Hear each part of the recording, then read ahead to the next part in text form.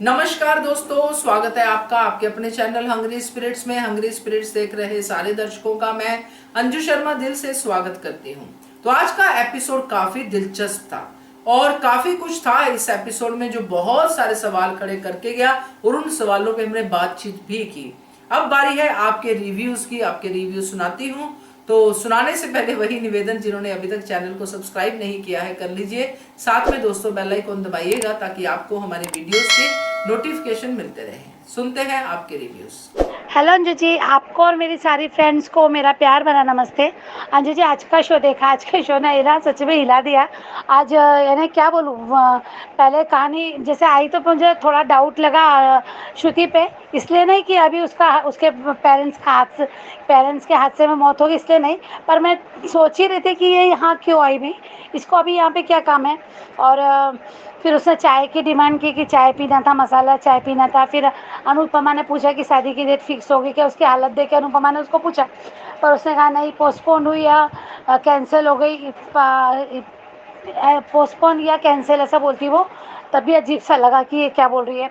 और उसके बाद जैसे उसने कहा कि मैं क्या करूँ, मुझे समझ में नहीं आ रहा, कैसे उनको ये करूँ, बहुत एक्साइटमेंट है, पेरेंट्स को कैसे बताऊँ कि कैंसिल है शादी, ये सब वो जो बातें कर रही है।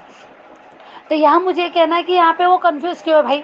वो तो अपनी तरफ से क्लियर है, उसने अनुज को क्लियर कहा कि मैं तुम्हारी ज़िंदगी में, मैंने सेल्फ रिस्पेक्ट की बात की थी उससे घर छोड़ते समय कि नहीं मैं नहीं रह सकती, तुम मुझसे प्यार ही नहीं करते, ये सब वो बातें। पर आध्या के लिए रुकना पड़ा उसे। उसने कहा आध्या के लिए रुक जाती हूँ, ठीक नहीं होती, पर ना कोई कोशिश की ठीक करने की, ना ही कुछ उसमें इम्प्रूवमेंट कहीं दिखा। नहीं तो जो अभी बदतमीजी करने वाली कल आध्या, तो शायद अगर कभी श्रुति उससे बात करती, उस दिन के बाद वो भाग गई थी घर से, उस दिन के बाद अगर कुछ भी 1% समझाती तो वो इतना गेट आउट और ये सब नहीं कहती, क्योंकि श्रुति की बात मानती थी वो, ऐसा मुझे लगता था। पर यहाँ ऐसे उससे कोशिश नहीं थी। अनुज को कह रही कि मैं समझती हूँ, मैं समझा दूंगी, मैं कर लूँगी, मैं मेरे पेरेंट्स को भी एग्री कर लूँगी, धीरे धीरे टाइम लगेगा, एकदम से मैं नहीं बोल सकती। जो भी वो अच्छी प्लानिंग थी उसकी चल रही थी। तो यहाँ पे अचानक से हादसा होना तो ये थोड़ा अजीब सा लगा कि मेकर ने यहाँ हादसा कैसे कर दिया। तो ये एक इत्तेफाक भी होता है कि हो जाता है भाई हादसा। हाँ, हादसा तो हुआ है, क्योंकि फ्लाइट जो आरजी फ्लाइट से उसके पेरेंट्स आ रहे थे, वो उसका क्रैश होना, और वो भी कंफर्म किया अनुज ने, तो वही थे जो।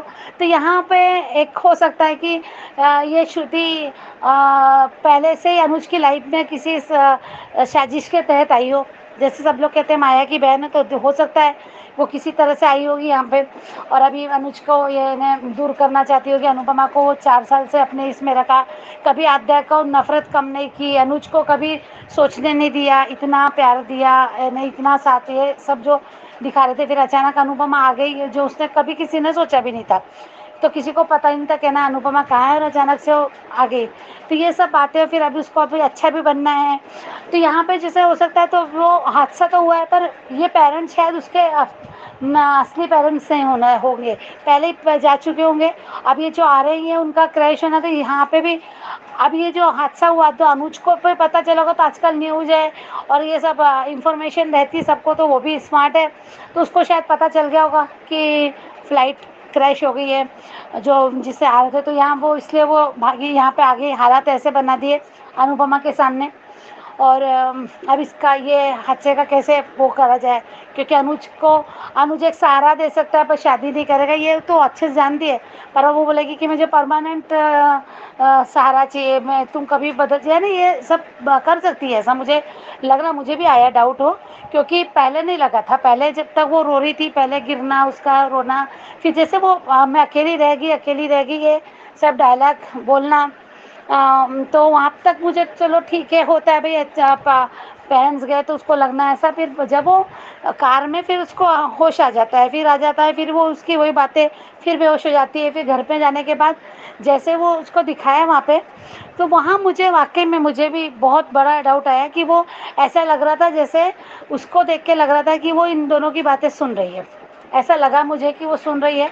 और फिर एकदम जैसे वो हक करता है अनुपमा की माँ की बात सुन के, तो उसने देखा और फिर एकदम रिएक्ट भी उसको लगा, और फिर उसने अनुज को आवाज़ दिया और फिर तुरंत ये कहना कि तुम मुझे छोड़ के तो नहीं जाओगे, तुम मुझे छोड़ के तो नहीं जाओगे।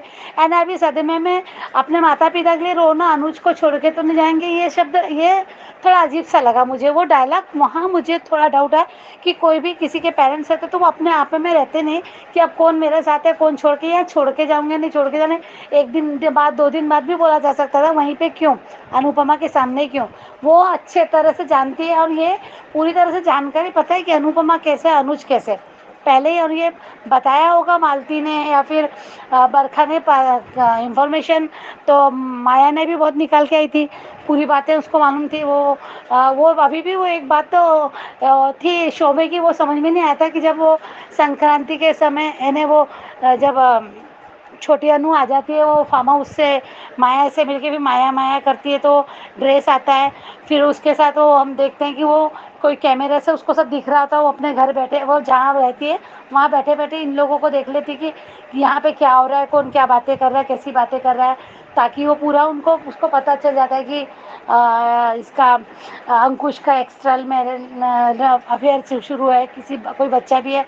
ये सब बातें जब वो एक पार्टी में बोलती है तो हमको तब समझ आता है कि शायद ये सारी जानकारी रखती थी। और ये अब तो यहाँ पे लगता है कि ये मौत का भी फ़ायदा उठाया जा रहा है कि हादसा तो हुआ है और इस हादसा का इतना जल्दी सोचा जाए कैसे अपने ले ले, क्योंकि अगर रियल पेरेंट्स मरते हैं तो फिर षड्यंत्र कैसा, अगर रियल पेरेंट्स है तो षड्यंत्र एक बच्चा नहीं करता, माँ बाप की अगर अचानक से मौत होती है तो षड्यंत्र नहीं फिर होगा। अगर सच में ये हादसा है और वो असली पेरेंट्स गए तो ये फिर षड्यंत्र नहीं है। पर डायलॉग बड़े अजीब से लगे, इसलिए थोड़ा सा डाउट आता है। देखते हैं पर शो में अचानक से मौत का दिखाना पेरेंट्स का, तो कहानी तो यहाँ पे फिर मान की लव स्टोरी का डी एंड डी बताएंगे। जब मान की लव स्टोरी डी एंड, तो अनुज का कैरेक्टर और फिर क्या, थोड़ा सा अजीब सा लगता थोड़ा सा। और फिर अभी जो आने वाले वक्त में भी जैसे इधर ये भी कहानी साथ में चल रही है ना, तो शू जो प्लानिंग कर रहा है, जो सपने देख रहा है वो बड़ा होने के, अनुज की बातें कर रहा है कि वो अभी इवेंट है, यानी कल इवेंट भी है, ये सब और ये हादसा भी है, ये सब थोड़ा सा एकदम इतना मिक्स कर दिया है कि अब समझ में नहीं आ रहा कि कहानी कैसे जाएगी। और ये हादसा है, षड्यंत्र है, ये सब थोड़ा डाउटफुल ही लगता है अभी भी मुझे। पर आपका एनालिसिस बहुत अच्छा था, मुझे अच्छा लगा आपका भी, मैंने सुना वीडियो, तो उसमें आपने भी कहा कि एक ये षड्यंत्र हो सकता है, जिसे माया की बहन बताते तो हो सकता है। पर पता नहीं, पर थोड़ी सी एक्टिंग श्रुति की देख के लगता है जैसे वहाँ मुझे जब वो बेडरूम में। पर अब एक और सवाल भी आता है ना कि यहाँ पे डॉक्टर इन्वॉल्व है और डॉक्टर को बुलाने वाला दीपू है, दीपू ने डॉक्टर को बुलाया। अब और पहले से कोई हायर किया हुआ रहता श्रुति का डॉक्टर, तो वही दीपू ने बुलाया, वहाँ पे ये थोड़ा सा कंफ्यूजिंग है। फिर डॉक्टर कैसे इंजेक्शन भी दे रहे हैं, क्योंकि हम नब्ज देख के पता चलता है हाँ हाँ बेहोश होश नहीं है। ये सब थोड़ा सा अजीब सा लगा, थोड़ा शो आज का थोड़ा अजीब है ना, कैसे मिक्स किया और क्या किया तो पता नहीं। अगर षड्यंत्र है तो भी कैसा है और हादसा है तो भी कैसा है, तो थोड़ा हादसा है तो फिर ज़रूरत क्या थी हादसे की, प्लानिंग तो चली रही थी यानी पेरेंट्स आ रहे थे तो फेवर तो था, हद का भारी था।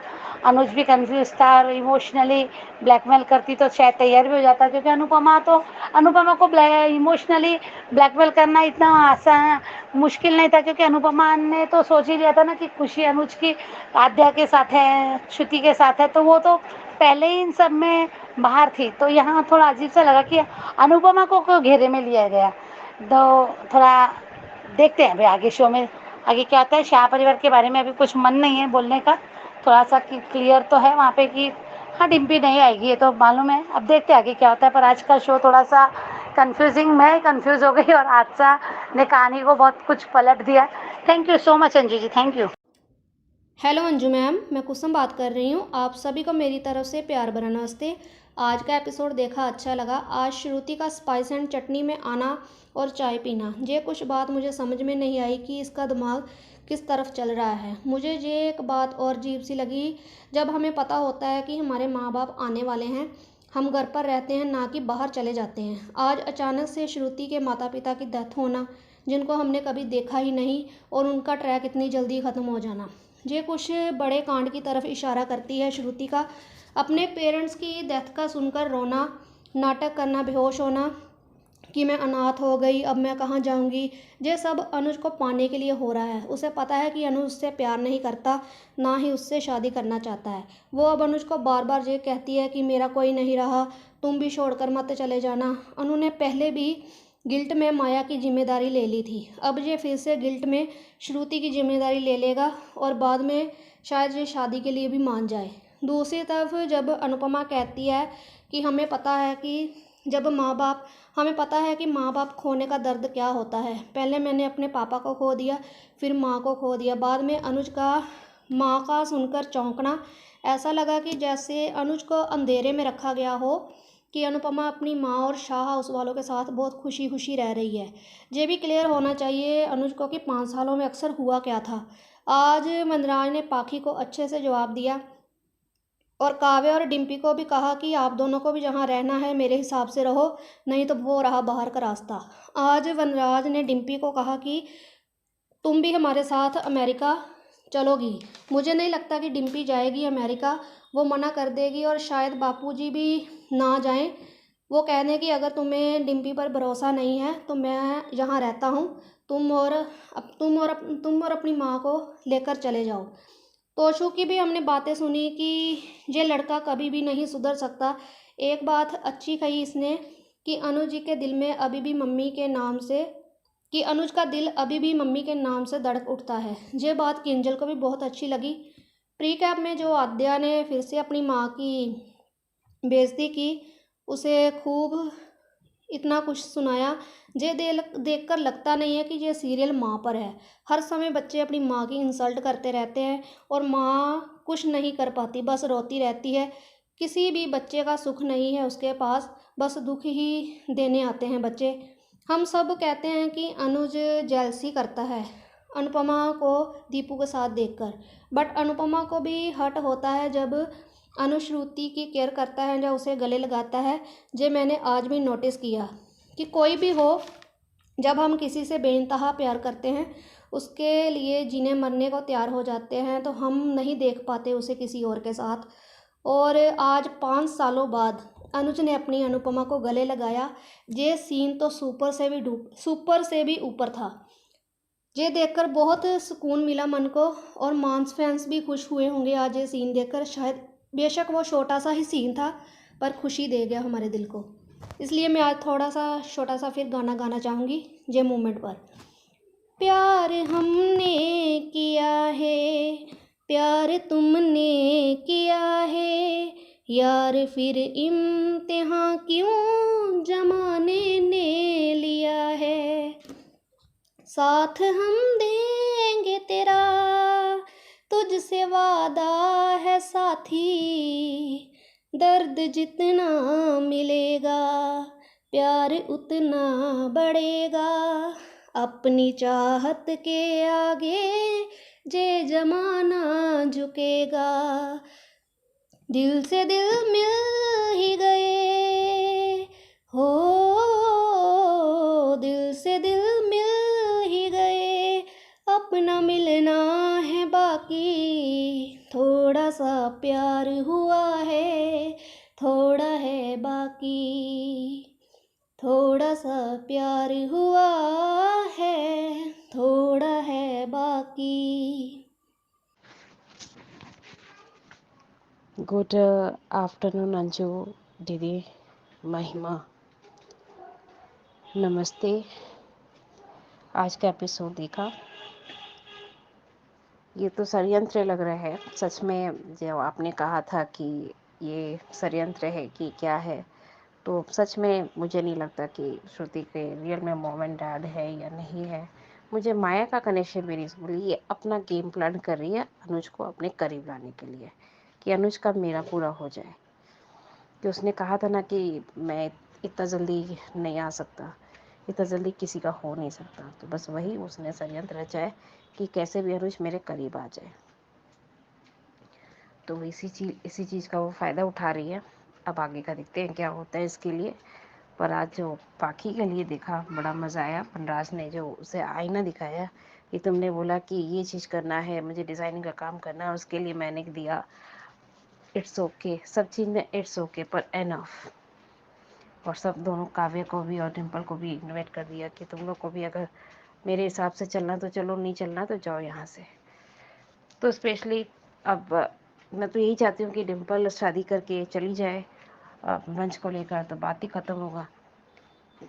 वो कहे कि मेरा खुद का बच्चा है, ये मैंने खुद जन्म दिया है इसे, तो ये मेरा बच्चा है अंश के लिए। तो ये चीज़ ऐसा हो जाए तो बड़ा मज़ा आएगा। और सबसे ज़्यादा अच्छा लगा कि आज भी किंजल के अंदर पॉजिटिव थॉट्स है। हाँ, वो थोड़ी सेल्फिश ज़रूर हुई है, लेकिन इतना जानती है कि मम्मी और अनुज एक दूसरे से बहुत प्यार करते हैं, तो वो मिल जाते हैं तो भी ठीक ही है। हम लोग के लिए भी ठीक है और मम्मी के लिए भी ठीक है। उसके आगे परी का कैफ़े में आना और चॉकलेट देना, वो अच्छा लगा, कैंडी देना वो भी अच्छा लगा। और अपनी दादी को लेकर वो बहुत दादी के साथ खुश रहती है। It's so nice. बस अब ये संडे को ये फिर वो मेलो ड्रामा देखना पड़ेगा, या कल ही का मेलो ड्रामा देखना पड़ेगा कि इसको इतना बेइज्जत करती है आद्या। और सबसे अच्छा मोमेंट मैम को कब लगा, मैम बताए? हमको तब लगा कि जब अनुज और अनुपमा एक दूसरे को हक करते हैं, मतलब गले मिलते हैं, वो सारा मतलब उसको एहसास तक समझ, मतलब हमको नहीं लगता कि पता नहीं है कि बताया नहीं गया है। मुझे नहीं लगता कि बताया नहीं गया है। अनुज को अगर पता होता कि कांता माँ नहीं रही तो वो तो पक्का पहुंचता, चाहे झगड़ा हो चाहे कुछ भी हो। जब समर के लिए इतना कुछ बार बार किया जा रहा था, वो बार बार बाहर खड़ा होकर देख रहा था कि अनु कहीं टूट ना जाए, तो वो झगड़े में भी अगर उसकी खुद की वो सास को माँ मानता था तो वो जरूर पहुंचता। पर ये जालसाजी करके उसे जाने नहीं दिया गया है, पता लगाने तक नहीं दिया गया होगा कि माँ नहीं है। तो ये चीज़ मैं समझ सकती हूँ। और इसके बाद का और कहना है कि आपने जो कहा कि माँ बाप का जाना क्या होता है, हम भी जानते हैं, तुम भी जानती हो। तो सच में ये सोच कर ही दिल काँप उठता है कि माँ बाप जाने से क्या होता है। और मुझसे पूछो, 7 साल माँ के जाने के बाद क्या होता है। आई एम वेरी डिसअपॉइंट कि आपने जो कहा कि ये जो दिखावा रो रही थी कि मैं अकेली हो गई, मैं अकेली हो गई। मैं पूछना चाहती हूँ कि मैं भी तो अकेली पड़ गई थी, पर मैं तो ये नहीं बोल रही थी कि मैं अकेली पड़ गई। सदमा ऐसा होता है मैम कि बर्दाश्त नहीं होता। और वही तो फिर 15 इयर्स नहीं हुआ पापा का डेथ, मतलब एक सदमा से मैं बाहर के आई, दूसरी सदमा वापस लग गई। मतलब ऐसे हुआ मेरे साथ कि जो मैं सोच भी नहीं सकती। और माँ बाप का जाना कोई बेस्ट ट्रॉमा नहीं होता है, बस सबसे बड़ा ट्रॉमा होता है। और ये बात तो मैम आपसे हम कहेंगे कि आज भी वो दिन रिवाइल्ड हो गया, मतलब जिस तरह से दिखाया गया। मुझे ऐसा लगा कि जैसे सुबह उठ के देखा और उसके बाद ऐसा लगा कि कहीं कहीं ऐसा मेरे साथ भी तो वही था ना, मतलब जो दिल काँप गया उठ के, वो पूरा सीन ही याद आ गया। आज मैम एक बात आपको कभी नहीं बताया, आज मैं खुद बोलना चाह रही हूँ कि मम्मी का डेथ हुआ था। आप सोच भी नहीं सकते मैम, सुबह सोई हुई थी, मतलब रात को सोई हुई थी, जो सुबह उठी तो मेरे लिए सबसे बेटर से बेस्ट क्या बोले ना, ये इतना बड़ा सदमा था कि कुछ कहने लायक नहीं। उठने के बाद सामने बॉडी देखना, पापा बाहर गए हुए थे 2 दिन के लिए, और मैं सोई हुई थी और मेरे पैर के नीचे ही मम्मी का बॉडी रखा हुआ, मतलब कि हम लोग गद्दा पे सोए हुए थे, बड़ा गद्दा है उस पे सोए हुए थे। तो आप तो जानते ही हैं मैम, 7 साल के 8 साल के बच्चे कितना करवट लेते हैं, तो मैं उस समय बहुत तब करवट लेती थी। तो मेरे पैर के नीचे ही मम्मा का बॉडी था। और कितनी बार मैं खेलती भी रहती थी तो कभी कभी ऐसा पैर रखा भी जाता था, पर वो अचानक जब मैंने उठने के टाइम पैर नीचे करके वापस सीधा किया तो तुरंत धड़ाम से मम्मी का बॉडी नीचे गिरा। तो मैंने बोला कि आज तक तो मम्मी कभी गिरती नहीं है, हुआ क्या? और जब मैंने चिल्लाया तो पूरा मतलब बगल के पड़ोसी लोग सब आ गए, बोले हुआ क्या, बच्ची क्यों चिल्लाई? मतलब इतना खुश रहती है, अपनी मम्मी के साथ खेलती रहती है, पढ़ती रहती है, मस्ती करती रहती है, पर ये रोई कैसे? वो सदमा याद रखेंगे मैम कि वो सदमा मेरे लिए सबसे बड़ा ट्रॉमा था। और आपको विश्वास नहीं होगा मैम, 2 महीना आंखों में आंसू नहीं, खाना खाना नहीं ढंग से, मतलब वो क्या बोलते हैं ना कि अंदर से छटपटी कटना कि यार मेरा कोई नहीं है। पापा कहने के बाद भी पापा का गले नहीं मिलना, पापा कितना कोशिश कर ली कि रो ले, थोड़ा सा रो दे, पर रोना तो दूर की बात है, सिर्फ बॉडी को देखी जा रही थी कि ये क्या हुआ, कहीं मेरी वजह से तो नहीं हो गया, कहीं मैंने तो धक्का नहीं मार दिया, मेरे अंदर वो हो गया था। आई एम सॉरी मैम, मैं सॉरी बोलना भी नहीं है क्योंकि सॉरी आप मना किए कि मेरे पास सॉरी मत बोलना, बोले बिना रह नहीं पाई, इसके लिए आप जो भी समझे मैम उसके लिए ऑलवेज थैंक यू मैम, बस इतना ही कहना था। Bye ma'am. नमस्ते अंजू जी और मेरी सभी प्यारी बहनों को मेरी तरफ से प्यार भरा नमस्ते। आज का एपिसोड देखा और आपका सुबह एक रिव्यू भी सुना कि श्रुति के माँ बाप की मौत हादसा या षड्यंत्र। और कल रात को भी एक आपने जो कल रात को देखा मैंने, ना शुक्री आद्या की आखिरी बदतमीजी अनुपमा का फैसला और मजबूत होगा। और आज जो श्रुति जिस तरीके से आई, पहले अनुपमा आती है स्टार्टिंग में परी को लेकर स्पाइस एंड चटनी में और कहती है कि वो कहती है दादी हम यहाँ क्यों आए, हम घर क्यों नहीं गए। तब कहती है कि तुम्हारी मम्मी ऑफिस गई है इसलिए तुम अकेले कैसे रहोगे, इसलिए मैं तुम्हें यहाँ लेकर आ गई। फिर यशदीप की और अनुपमा की बातें, और उसने बिल्कुल सही कहा, जब वो डांस करती है उसके बाद उसके अंदर और ज़्यादा जोश भर जाता है, ये बात तो पक्की है। और पीछे से श्रुति का आना और कहना कि मैं आपकी मसाला चाय पीने आई हूँ, ये बात तो सच है। जब पहली बार वो जब उसे सब पता चला था और उसे मिलने आई थी तब उसने चाय के बजाय कॉफी मंगवाई थी, फिर आज चाय क्यों? गेम प्लान कर रही, क्या कर रही है, सच में इसका कैरेक्टर समझ में नहीं आता। और एक बात है, वो अनुज को ये नहीं बताती है कि मैं स्पाइस एंड चटनी में, वो ये लिखती है कि I call back you having masala chai. इसलिए वो समझ जाता है कि मसाला चाय पीने गई है तो वो स्पाइस एंड चटनी में ही गई होंगी। सच में आज उसकी एक्टिंग अच्छी ही नहीं लगी। जैसे उसका जो सीन था उस टाइम, कोई भी होगा सच में रो देगा, लेकिन नहीं आए आंसू। लेकिन एक बात है, अगर श्रुति ये नाटक भी कर रही है फिर भी वो माया की बहन नहीं है। हो सकता है क्योंकि माया अपनी मम्मी पापा की एक एक ही बेटी थी, और माया के घर से भाग जाने की वजह से जो बदनामी हुई थी उसकी वजह से उसके पापा मर गए थे। और जब वो माया मिलने जाती है अपने माँ बाप से, तब उसकी माँ उसे ये सब बताती है और उसे अपने पापा की मौत का जिम्मेदार मानती है और उससे अपने सारे रिश्ते नाते तोड़ देती है। ये बात उसने खुद माया ने कही थी जब उसका भांडा फूटा था, तब छोटी की बर्थडे वाले दिन। इसलिए श्रुति और माया का कोई कनेक्शन नहीं है। अगर श्रुति गेम प्लान कर भी रही है तो अनुज बहुत बुरा फंसेगा, क्योंकि आद्या श्रुति के बिना नहीं रहेगी और अनुज आद्या के आगे मजबूर बाप बन जाता है। आज भी देखा, जैसे आद्या ने अनुपमा को देखा वैसे ही उसकी बदतमीजी शुरू। ये लड़की ना तो पहले कुछ जानने की कोशिश करती है और ना ही समझने की कोशिश करती है। जानने की समझने की कोई कोशिश ही नहीं करती, बस बुलडोजर लेकर अनुपमा पे चढ़ जाती है। छोटे बड़े का लिहाज भूल गई है, जो मन में आता है बोलती जाती है। अनुपमा ने उस दिन इतना कुछ कहा, इतना समझाया, लेकिन इस लड़की पर कोई असर नहीं हुआ।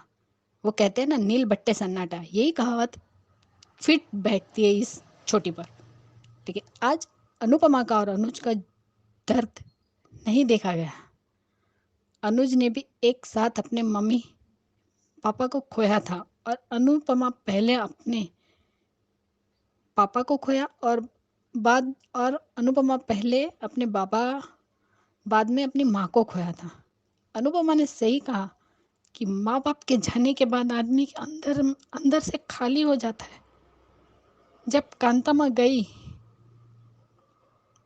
तब शायद अनुपमा अकेली थी और मुझे अनुज को देखकर हैरानी हुई जब अनुपमा ने अपने माँ के बारे में बता रही थी। तब अनुज का इस तरह से शॉक्ड होना समझ में नहीं आया। मैं तो उस टाइम बाहर थी, लेकिन जब वो क्लोजर वाला सीन देखा था उस टाइम भी अनुपमा ने कहा था अनुज से, जब अनुपमा अनुज को क्लोजर देने गई थी तब भी अनुपमा ने कहा था कि माँ के जाने के बाद वो अकेली हो गई थी और खुद को कमरे में बंद कर दिया था। और आज ये अनुज का इस तरह से रिएक्ट करना मुझे समझ में नहीं आया। और यही पॉइंट रीता जी ने अपने ऑडियो में एक बार कहा था, वो मुझे आज भी याद है। लेकिन ये बात तो सच है कि अनुज ने अपने माँ बाप को खोया था और अनुपमा ने अपनी माँ को। लेकिन आज दोनों, भले अनुज को उस टाइम नहीं उतना समझ पाए, लेकिन सच में आज जब उसे पता चला वो सिर्फ अनु को देखे जा रहा था और उसे अनुपमा का रोना नहीं देखा गया। वो तुरंत खड़ा हो जाता है और माँ जिस तरीके से वो हैरानी से कहता है कि मुझे पता ही नहीं, तो सच में ये 5 साल के लीप का बहुत बड़ा सस्पेंस है।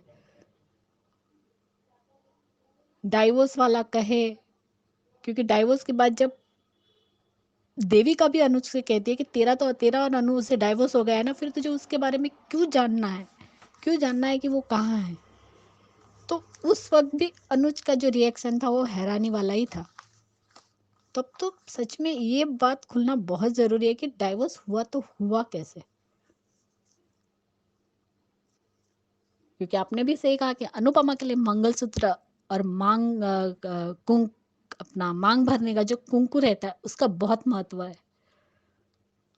जब वो एक सीन आया था जब आईना गिरता है, अनुपमा और अनुज को जब पता चलता है कि उसके भाई पूरा बर्बाद होके आया है और यहाँ आके झूठ बोलते, उस टाइम वो अनुपमा को डांस अकेडमी मिलने जाता है, तो वो आईना गिरता है और अनुज बच जाता है। लेकिन तो उस वक्त वो कहता है कि तुमने देखा नानू, कभी भी कुछ भी हो सकता है, तो मुझसे वादा करो कि तुम कभी भी अपनी साइनिंग अथॉरिटी किसी को भी नहीं दोगी। और यही बात का वो वादा भी लेता है। और इसीलिए आज वो जो तो ये बात तो सबसे बड़ी है कि अनुपमा के लिए मंगलसूत्र और एक चुटकी सिंदूर की कीमत क्या होती है वो अनुपमा ही जान सकती है। इसलिए ये बात बहुत बड़ी सस्पेंस है। लेकिन सच में वो सीन बहुत अच्छा था। दोनों ही एक पल के लिए सब कुछ भूल गए। जैसा आपने कहा कि वो पानी भी देती है तो उसका हाथ अनुज के हाथ से न छुए, तो उस तरीके से वो ग्लास पकड़ के उसे पानी दे रही है। सच में बहुत हार्ट टचिंग सीन था वो। पानी पिलाती है और फिर जब वो कहती है कि अगर माँ दोस्त प्यार सब अपनी जगह सही है, लेकिन माँ बाप की जगह सच में कोई नहीं ले सकता। माँ बाप ही रहते हैं। इसलिए आज अनुपमा की एक एक बात सच थी। और जब वो अपनी माँ के बारे में कहती है और इतना रोती है, तो एक पल के लिए अनुज और दोनों ही एक दूसरे में खो गए। 5 साल के बाद और यहाँ आने के 2 महीने बाद पहली बार अनुज और अनुपमा गले मिले। सच में वो सबसे बेस्ट और इमोशनल सीन था। और यहाँ पे वनराज, जिस तरीके से आज वनराज ने कहा कि तुम्हें डाइवोर्स चाहिए था, ठीक है, तुम्हें बच्चा गोद लेना था वो भी मान लिया, तुम्हें ऑनलाइन स्टोर खोलना था वो भी ठीक है, और तुम्हें दिल्ली शिफ्ट होना था ठीक है, और अब तुम्हें फिर से यहाँ आके रहना है वो भी ठीक है, लेकिन तुम इतना गिर सकती हो?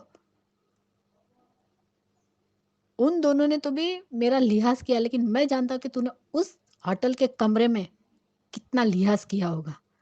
तो औलाद तो तुम्हारी ही है ना, जो तुमने गुल खिलाई आज तुम्हारी बेटी खिला रही है। तुम भी तो गए थे ना काव्या के साथ होटल में, आज तुम्हारी बेटी ने वो हरकतें की है, तो जैसा बाप वैसी बेटी, और बेटा भी।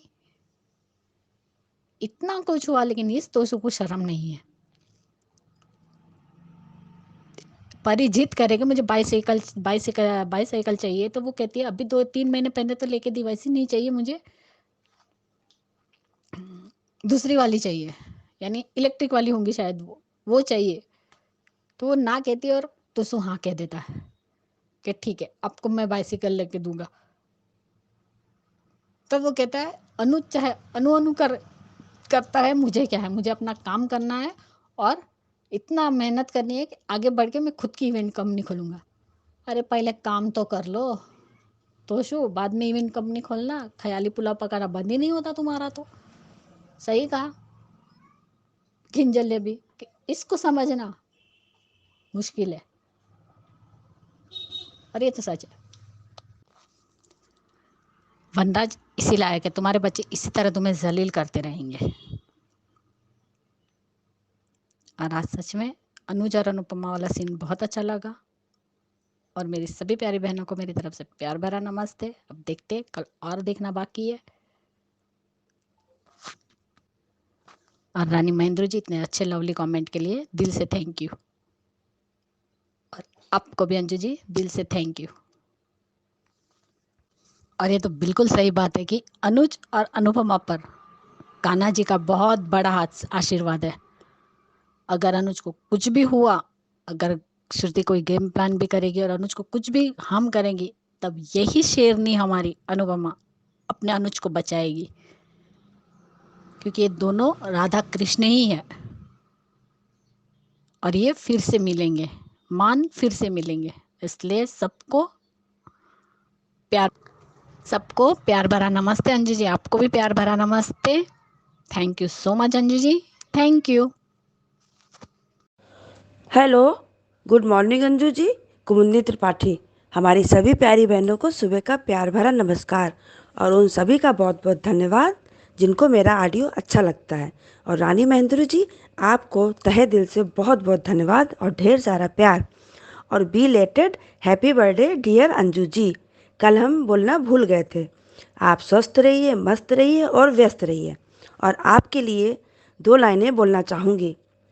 लोग जल जाते हैं मेरी मुस्कान पर, क्योंकि मैंने कभी दर्द की नुमाइश नहीं की। जिंदगी से जो मिला कबूल किया, किसी चीज़ की फरमाइश नहीं की। मुश्किल है समझ पाना मुझे, क्योंकि जीने के अलग हैं अंदाज मेरे। जब जहाँ जो मिला अपना लिया, ना मिला उसकी ख्वाहिश नहीं की। बहुत बहुत आपको जन्मदिन की बधाई। अनुज का दर्द कोई नहीं समझ रहा है। आद्या तो है ही बदतमीज, उसके लिए जो बोला जाए कम है। श्रुति का तो क्या ही कहें, उसे सिर्फ अपनी पड़ी है। उसको अनुज का दर्द नहीं दिखाई दे रहा है। सब जानती है कि अनुज हमको प्यार नहीं करता है, फिर भी उसके गले पड़ी है। ये दोनों मिलकर अनुज का तो बेड़ा गर्क करेंगी ही। अनुपमा भी अनुज का दर्द नहीं समझ रही है। क्या कहें इनके दोनों के प्यार का, ऐसा प्यार भाई किस काम का। अनुपमा कपाड़िया सर बोल रही है। अगर अनुज देवदास है, अगर अनुज देवदास है तो फिर मान का मिलना असंभव ही है, क्योंकि देवदास अपनी पारों से कभी मिला नहीं था, और देवदास का अंत बहुत ही दर्दनाक हुआ था। और रही बात दीपू की, तो वो अनुपमा से प्यार करता है और करता है। आज फिर हम वही बात कहेंगे। अनुपमा ने अनुज को 5 साल पहले छोड़कर गलत किया था। ना अनुपमा को छोड़कर गई होती, ना आज ये सब हो रहा होता। श्रुति भी ना होती इन लोगों की ज़िंदगी में, तो अनुपमा एक गलत डिसीजन का ही ये परिणाम है कि सब गोल गोल नजर आ रहा है। अनुज की इस हालत की जिम्मेदार सिर्फ अनुपमा है। किंजल को क्यों नहीं छोड़ पा रही है? अभी बा आ जाएगी तब भी वही भागती नजर आएगी। क्या है ये सब भाई, समझ नहीं आ रहा है। आज का एपिसोड देखा, जिम्मेदारियों का बोझ उठाने में मजा आता है भाई। मैडम को एक जिम्मेदारी और उठानी शुरू कर दी, अच्छा है। दीपू जी परी के केयर टेकर बन गए हैं। श्रुति कितनी भोली बनी घूम रही है, जैसे कुछ जानती नहीं है। श्रुति आ गई अपना गेम खेलने अनुपमा के पास। शादी की डेट को लेकर सच कितनी चालाक है ये श्रुति। सच कहा तुमने अनुपमा, कभी कभी किस्मत पर छोड़ देना चाहिए। तभी 5 साल पहले किस्मत के सहारे अनुज छोटी को छोड़कर चली गई थी। श्रुति के मम्मी डैडी वाली फ्लाइट क्रैश हो गई है। श्रुति का कहना मैं अनाथ हो गई हूँ, तो अनुज का कहना मैं हूँ ना तुम्हारे साथ। तो अनुपमा देख कर रह गई। श्रुति अनुज के गले लग गई तो अनुपमा देखती रही, उसको बुरा लगा। श्रुति को संभालने के लिए अनुपमा साथ गई। डॉक्टर कह गई कि श्रुति का बहुत ध्यान रखना होगा, वरना सिचुएशन आउट ऑफ कंट्रोल हो सकती है। अब अनुज कपाड़िया श्रुति और आद्या दोनों को झेलो। ऐसे ध्यान रखा जाता है जैसे अनुपमा ने अनुज को पानी पिलाया। क्या ऐसे कभी किया है श्रुति ने? कभी नहीं। अनुपमा ने सही कहा कि ऐसा ना हो कि श्रुति के माता पिता उस फ्लैट में हो ही ना। और आद्या अलग ही मरी जा रही है पॉप्स और अनुपमा को अलग करने में। पर कंफर्म हो गया है वो फ्लाइट में थे। अनुज को पता ही नहीं था कि अनुपमा की माँ इस दुनिया में नहीं है। जैसे ही पता लगा तुरंत अनुपमा को अनुज ने गले लगाया और सांत्वना दी। तभी श्रुति को होश आ जाता है। श्रुति अनुज अनुपमा गले लगे देख लेती तो मज़ा आ जाता। श्रुति बोल रही है, माँ बाप तो छोड़कर चले गए, तुम तो नहीं जाओगे छोड़कर। अनुपमा जाना चाहती थी कि छोटी न देख ले, पर तब तक छोटी आ जाती है। छोटी चिल्लाने वाली थी कि आप यहाँ क्या कर रही हो। तभी अनुपमा ने चुप करा दिया छोटी को। और उधर तोशु कह रहा है कि अनुज अनु करते हैं। वाह रे मोहब्बत। बा की ये बात अच्छी लगी पाखी के लिए जो आज बोला। तेरी हर बात मैंने मानी। वनराज पाखी पर चिल्ला रहा है, पर अब सच में बस। पर आज तेरी वजह से मेरा सर उन दोनों के आगे शर्म से झुक गया। अच्छा है वनराज, इस नक्सड़ी को और सिर पर बैठाओ। वनराज गेट आउट बोल रहा है तो सिर्फ पाखी को बोलो ना। डिम्पी काव्या को क्यों कह रहा है? डिम्पी को भी अमेरिका चलने को कह दिया वनराज शाह ने। कह रहा है मेरे पीछे यहाँ कोई आशिकी नहीं चाहिए। डिम्पी अमेरिका नहीं जाना चाहती क्योंकि उसने अपनी डांस एकेडमी जो खोल दी है, स्टूडेंट आते हैं सीखने। वनराज ने क्लियर कर दिया कि डिम्पी अमेरिका जाएगी। और प्रीकैप में देखा, आद्या ऐसे कैसे बोल सकती है अनुपमा से। अनुज को चाहिए अब इसकी अकल ठिकाने लगाए। बहुत हो गया, इसकी बदतमीजियाँ बढ़ती ही जा रही हैं। सीरियल बहुत ही इंटरेस्टिंग मोड पर चल रहा है। अब देखते हैं आगे क्या होता है। बहुत बहुत धन्यवाद। थैंक यू सो मच आप सबका इतने अच्छे अच्छे रिव्यूज भेजने के लिए। और कुमुदनी जी आपका ढेरों धन्यवाद, आपने बहुत ही प्यारे तरीके से जन्मदिन की मुबारकबाद दी है। तो बहुत बहुत दिल से धन्यवाद, बहुत ही बढ़िया कविता थी। Thank you so much. तो ये थे दोस्तों आज के रिव्यूज। कैसे लगे आपको? अगर आपका भी मन है भेजने का तो नंबर नोट कर लीजिए। नंबर है 9833155523। इस नंबर पे भेजिए। बनिए हिस्सा अनुपमा के पब्लिक वॉइस वीडियो का। Keep watching hungry spirits channel. Thank you so much. Subscribe to our channel by clicking the subscribe button. Click the bell button and enjoy the latest uploads from our channel.